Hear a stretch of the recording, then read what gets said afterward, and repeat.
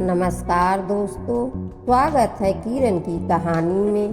Kaushik Sharma DM साहिबा अपनी 7 साल की बेटी को लेकर नए साल के अवसर पर ताजमहल घुमाने लाती हैं। ताजमहल घूमने के बाद उनकी बेटी जिद करती है, माँ मुझे पंछी पेठा खाना है। डीएम साहिबा जो सादे कपड़ों में थी और मास्क लगाए हुए थी, अपनी बेटी की उंगली पकड़कर पास में स्थित पंछी पेठा की दुकान पर पहुंच जाती हैं। वहां पहुंचकर वह दुकानदार से पूछती हैं, भैया पंछी पेठा क्या रेट है? दुकानदार रेट बताता है और डीएम साहिबा कहती हैं, 1 किलो तौल दीजिए, हमारी बेटी जिद कर रही है, इसे घर ले जाना है। जैसे ही दुकानदार पेठा तौलने लगता है, अचानक एक गाड़ी आकर रुकती है। उस गाड़ी के शीशे पर प्रशासन लिखा हुआ था। गाड़ी से एक दरोगा जी उतरते हैं, जिनके कंधे पर स्टार लगा हुआ था। वह चिल्लाते हुए दुकानदार से कहते हैं, 1 किलो पंछी पेठा हमें तौल दो। दुकानदार जवाब देता है, साहब 1 मिनट रुकिए, मैडम और उनकी छोटी बच्ची खड़ी हैं, पहले इन्हें दे दूं, फिर आपको तौल दूंगा। लेकिन दरोगा जी चिल्लाते हैं, इस मैडम को बाद में तौल देना, हमें जल्दी है, तुरंत तौल दो। डीएम साहिबा जो सादे कपड़ों में थी, दुकानदार से कहती हैं, भैया साहब को जल्दी है, इन्हीं को दे दीजिए, हमें आप थोड़ी देर में दे देना। दुकानदार दरोगा जी के लिए पेठा तौलकर डिब्बा गाड़ी में लेकर जाता है। वह कहता है, साहब पैसा दे दीजिए। दरोगा जी गुस्से में कहते हैं, क्या यही दुकान चलाओगे? पैसे बाद में ले लेना। दुकानदार विनम्रता से कहता है, साहब गरीब इंसान हूँ, यही हमारी रोजी रोटी है, अगर ऐसे ही रोजाना लोग उधार लेकर जाएंगे तो हमारा क्या होगा? हम एक दिन सड़क पर आ जाएंगे। दरोगा जी गुस्से में गाड़ी से उतरते हैं और धमकी देते हैं, अगर पैसे मांगे तो ना दुकान दिखेगी, ना तुम यहाँ दिखोगी। यह सुनकर डीएम साहिबा कौशिक शर्मा जो अब तक चुप थी, हस्तक्षेप करती हैं। वह कहती हैं, साहब क्यों जिद कर रहे हो? गरीब इंसान है, जितने पैसे बनते हैं उन्हें दे दीजिए, बेईमानी का थोड़ा सा खाकर कहाँ जाओगे? दरोगा जी जवाब देते हैं, मैडम आप अपने काम से काम रखिए, जो हम कर रहे हैं वह हमें मालूम है। आप पेठा खरीदिए, लेकिन बीच में मत बोलिए, नहीं तो जो इस दुकानदार के साथ होगा वही आपके साथ भी होगा। यह सुनकर डीएम साहिबा क्रोधित हो जाती हैं। उनके क्रोध में किए गए अगले कदम ने वहां मौजूद सभी को चौंका दिया। दोस्तों, इस कहानी का अंत सुनकर आप भी कहेंगे, डीएम साहिबा हो तो कौशिक शर्मा जैसी। तो दोस्तों, इस कहानी को समझने के लिए बस आपसे निवेदन है कि कहानी को पूरा जरूर सुनिए। वीडियो को एक प्यारा सा लाइक कर दीजिए और अपने दोस्तों के साथ शेयर जरूर कर दीजिए। आइए बिना ज्यादा समय बर्बाद किए कहानी को शुरू करते हैं। लेकिन अब तक मेरी कहानी को आप सब्सक्राइब नहीं किए हो तो मेरी कहानी को भी जल्दी से सब्सक्राइब कर दीजिए। दोस्तों, यह कहानी बहुत ही सच्ची कहानी है, जो कि उत्तर प्रदेश के जिला आगरा की है, जहां ताजमहल मौजूद है। वहीं पर कुछ समय पहले ही डीएम कौशिक शर्मा की पोस्टिंग हुई थी। जब से वह अपनी जिम्मेदारी संभाल रही थी, रोजाना उनका कामकाज अच्छे से चल रहा था। पूरे जिले की जिम्मेदारी उनके ही ऊपर थी। वह ऑफिस जाती, घर लौटती और उनके परिवार का जीवन बड़े ही हंसी खुशी के साथ गुजर रहा था। डीएम कौशिक शर्मा की एक 7 साल की बेटी थी। अब आप जानते हैं कि चाहे इंसान कितना भी बड़ा अधिकारी या आदमी बन जाए, अपने परिवार के लिए 7 साल की बेटी वह बिल्कुल सामान्य ही रहता है। एक दिन उनकी 7 साल की बेटी उनसे जिद करने लगी, माँ, हम आगरा आए हुए हमें इतने दिन हो गए, लेकिन आपने अभी तक हमें ताजमहल नहीं दिखाया है। माँ ने विचार किया और कहा, बेटे, अब चिंता मत करो, नए साल के अवसर पर मैं तुम्हें ताजमहल दिखाने जरूर ले चलूंगी। माँ ने अपनी बेटी से यह वादा कर लिया। बेटी को माँ का वादा अच्छी तरह से याद था। जब नया साल आया, 1 जनवरी को 7 साल की बेटी ने अपनी माँ कौशिकी शर्मा से फिर से जिद की, माँ, आज ऑफिस मत जाओ, आपने वादा किया था कि आप मुझे ताजमहल दिखाने ले जाएंगी। इतने दिन हो गए आगरा में रहते हुए, लेकिन अभी तक मैंने ताजमहल नहीं देखा। कौशिकी शर्मा डीएम साहिबा अपनी बेटी की जिद के आगे झुक गईं। उन्होंने कहा, बेटा, अभी तो मैं ऑफिस जा रही हूँ, लेकिन आज ऑफिस से जल्दी घर आ जाऊंगी। उसके बाद हम ताजमहल देखने चलेंगे। श्रोताओं, हुआ यह कि डीएम साहिबा ने अपनी बेटी की बात को ध्यान में रखते हुए ऑफिस से जल्दी घर लौटने का फैसला किया।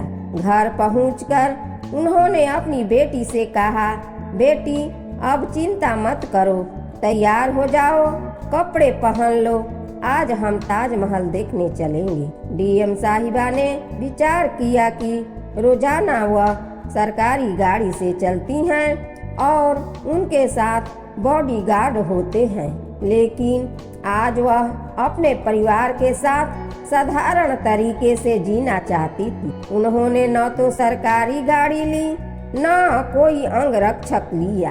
आज सादे कपड़े पहनकर, मुंह पर मास्क लगाकर अपनी 7 साल की बेटी के साथ वह ऑटो रिक्शा से ताजमहल गईं।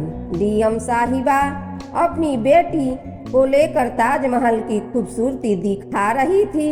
जिधर जिधर बेटी जाना चाहती थी, उधर उधर उसे घुमाती रही और हर जगह की जानकारी बेटी को देती रही। सब कुछ दिखाने के बाद जब काफी समय हो गया तो उन्होंने कहा, बेटी, अब तो समय बहुत हो रहा है, अब चलो घर चलते हैं।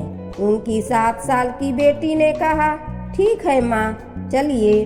जब से वे ताजमहल से निकलकर घर जाने लगी तो बेटी की नज़र एक दुकान पर पड़ी जिस पर लिखा था पंछी पेठा। दुकान को देखकर बेटी ने माँ से जिद की, माँ, मुझे पेठा खाना है। माँ ने जवाब दिया, इसमें जिद वाली कोई बात नहीं है बेटा, अगर तुम्हें खाना है तो चलो खरीदते हैं। यही सोचकर डीएम साहिबा कौशिकी शर्मा अपनी बेटी को लेकर उस पंछी पेठा की दुकान पर पहुंच गईं। वहां पहुंचकर उन्होंने दुकानदार से भाव किया और कहा, भैया, हमें 1 किलो पेठा तौल दीजिए, इसे घर भी लेकर जाएंगे। दुकानदार पेठा तौलने वाला था कि तभी वहीं दरोगा साहब आ गए। उन्होंने जबरदस्ती पेठा ले जाने की कोशिश की। यह देखकर डीएम कौशिकी साहिबा से रहा नहीं गया। उन्होंने दरोगा से सवाल किया, आपको सरकार किस चीज के पैसे देती है? अगर आप जनता की सेवा नहीं करेंगे तो जनता को परेशान क्यों करेंगे? तो फिर आप सरकारी नौकर किस काम के? दरोगा साहब डीएम साहिबा की बात सुनकर आग बबूला हो गए। गुस्से में उन्होंने 1 किलो पेठा का डिब्बा दुकान में ही फेंक दिया और दुकानदार से कहा, अब तुम भी तैयार हो जाओ।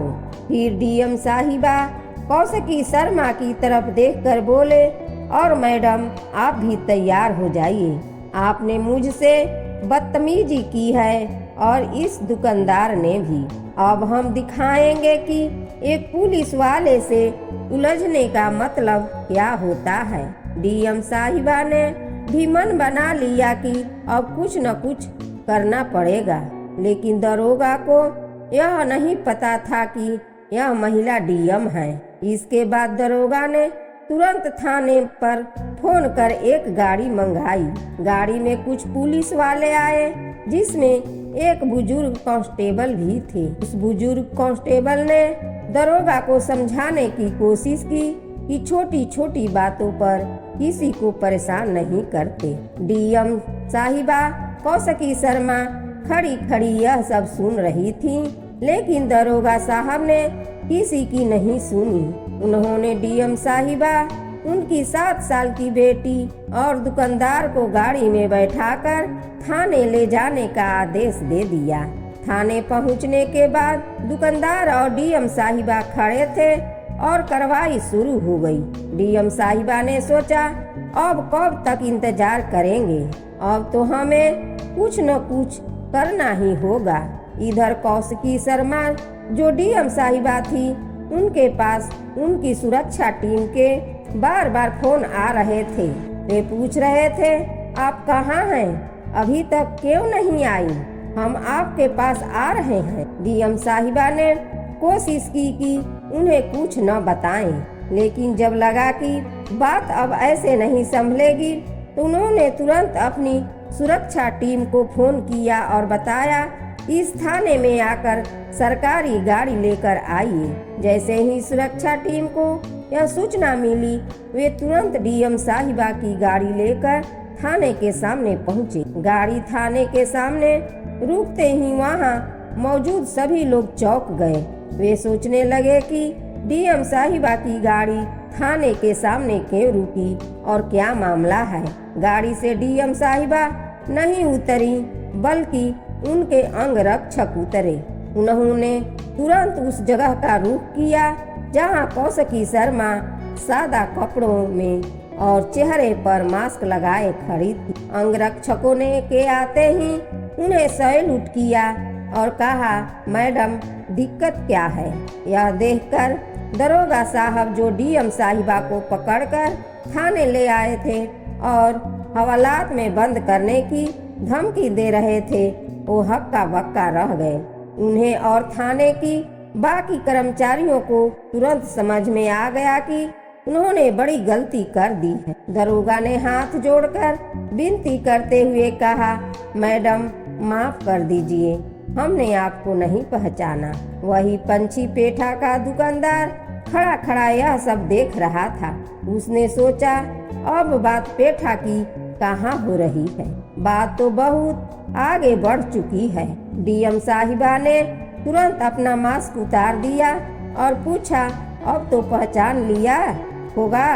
दरोगा ने सिर झुकाकर कहा, हाँ मैडम जी, अब पहचान लिया। डीएम साहिबा ने गंभीरता से कहा, अभी तो हम आपसे कुछ नहीं कहेंगे, लेकिन सुबह आपको मालूम पड़ जाएगा। इतना कहकर डीएम साहिबा वहां से चली गई। अगली सुबह डीएम साहिबा अपने ऑफिस पहुंची और तुरंत उन पुलिस कर्मियों को लाइन हाजिर करने का आदेश दिया जिन्होंने उनके साथ बदतमीजी की थी। वहीं बुजुर्ग कांस्टेबल जिन्होंने दरोगा को समझाने की कोशिश की थी कि किसी को बेवजह परेशान करना सही नहीं है, उन्हें प्रमोशन दे दिया गया। तो दोस्तों, यह थी कौशिकी शर्मा डीएम साहिबा की कहानी। नए साल के मौके पर अपनी बेटी को ताजमहल घुमाने के दौरान उनके साथ यह घटना घटी। कैसी लगी आपको यह कहानी, हमें कमेंट में जरूर बताइए। यह कहानी मनगढ़ंत हो सकती है, इसमें पात्र काल्पनिक हो सकते हैं, लेकिन यह कहानी हमें और आपको कुछ न कुछ जरूर सिखाती है। अगर इस कहानी से कुछ समझ आया हो तो कमेंट में जरूर बताइए। आज के लिए बस इतना ही। कल फिर मिलते हैं एक नई कहानी और नई चर्चा के साथ। धन्यवाद।